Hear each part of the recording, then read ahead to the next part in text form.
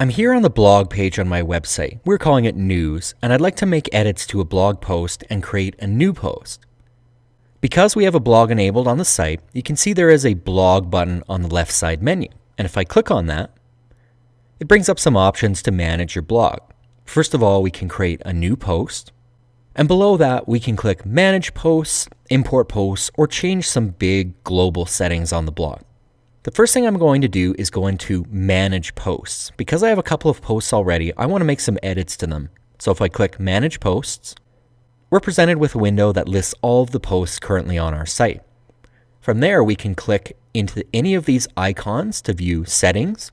We can preview the post, edit it, duplicate it, or delete it. I'm going to edit this post, and when I click that, it brings us into the post editor. From here, it's a similar editing style to your core site. You can just click on an element, highlight it, and replace it, and when you're done, click the green checkbox. If you'd like to add a new element into the blog post, there are these blue plus symbols on the left side. If we click those, it's going to ask us what do we want to add: text, images, subtitles, videos, a divider, or some custom HTML. I'm just going to add a divider here, and you can see our divider shows up. And if I want to move that divider up and down, we're given these blue arrows, and that's just going to let us move it from different areas within the blog post. So I'm happy with it right there. So I can click out of that, and there it stays. When we're happy with the changes we've made in this blog post, we can click Save. We can also preview the post ahead of time if we don't want it live on our site. So if I click Preview, we're going to be presented with our preview window, and we can see what the post looks like. I'm happy with it, so I'll close that. And the last thing we'll do is republish this post. Once I'm done with that, we can just click the X to exit out of here. And let's talk about adding a new post.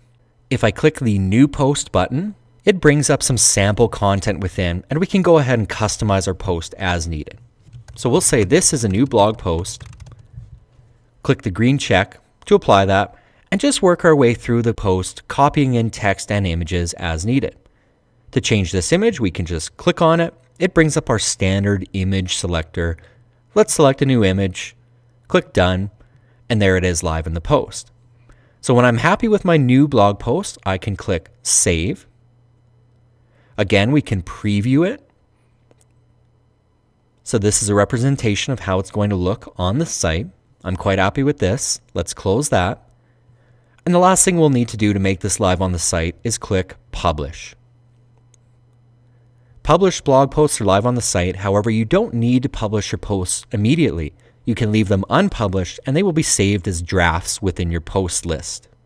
There are also some settings on the post itself. If we click this gear button on the left side, within the post settings, we have the ability to add a thumbnail. We can change the title and description. We can add some tags to our post. We could change the author name here. And lastly, we can change the published date. I'm happy with everything in this box as is, so let's just click Save.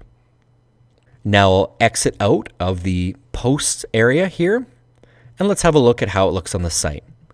So you can see it's listed on this page. This is a new blog post. And if I click Preview, and if I click on that post, the post is looking really good in our website. So when we're happy with all the changes we've made, we can click Republish, and everything's going to be live and synced up.